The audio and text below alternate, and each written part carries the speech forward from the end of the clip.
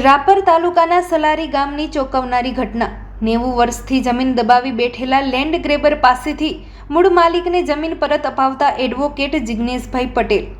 સમગ્ર ગુજરાતમાં લેન્ડ ગ્રેબિંગના કેસો ઘણા હશે, પણ રાપર તાલુકામાં લેન્ડ ગ્રેબિંગના 100 કેસ એડવોકેટ જિગ્નેશભાઈ પટેલ પાસે પેન્ડિંગ છે।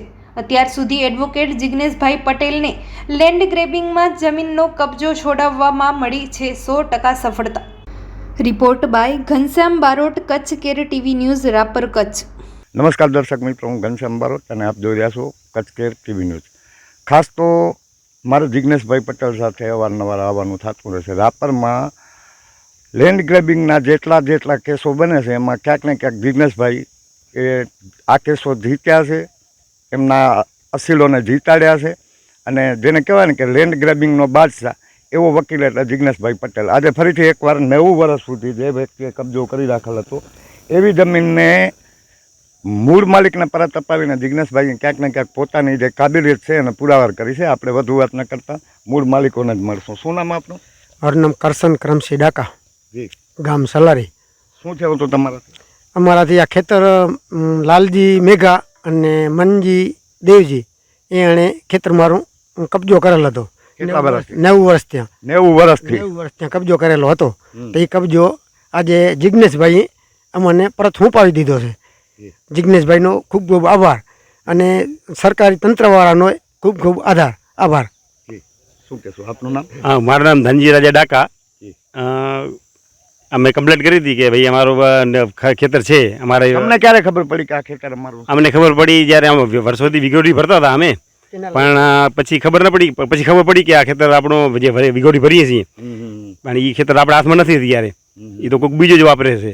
તો પછી આપણને ખબર પડી કે પૂછાયું કે આ ખેતર છે 1605 નંબરનું ક્યાં છે, તો આપણે એનું ચોકસી કરાવી। બરાબર। તો આપણું ખેતર નીકળ્યું, જ્યાં ખેતર નીકળ્યું એની આપણે કાર્યવાહી કરી આપણે, અને જિગ્નેશભાઈને મળીને વાત કરી કે ભાઈ આમ છે મારા ખેતર, તો આ આપણે પાછો લેવો છે, આપણી માલિકીનો છે, આપણે વાવતા નથી ઘણા વર્ષોથી પણ એ આપણે માલિકીનો છે, એટલે જિગ્નેશભાઈ આપણને પરત કરાવ્યો।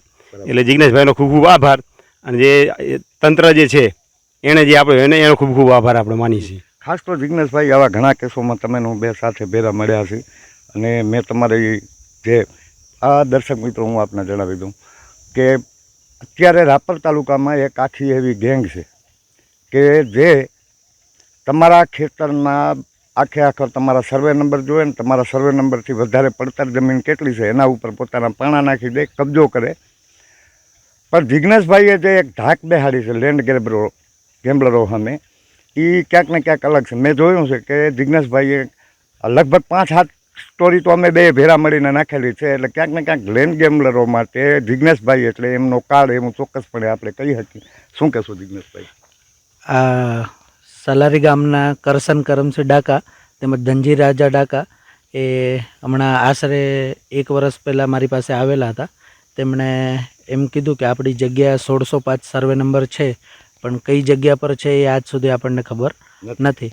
ત્યારે આપણે જગ્યાની ચકાસણી માટે આપણે સાધનિક કાગળો બધા મામલતદાર કચેરીથી બધી જગ્યાએથી કઢાવ્યા।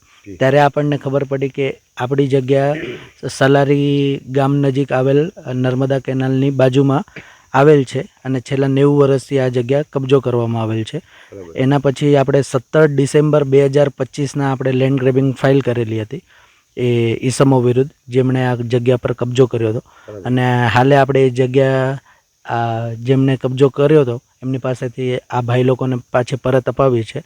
હાલ અવારનવાર પટેલોની જમીનો પર કબજા થતા હોય છે।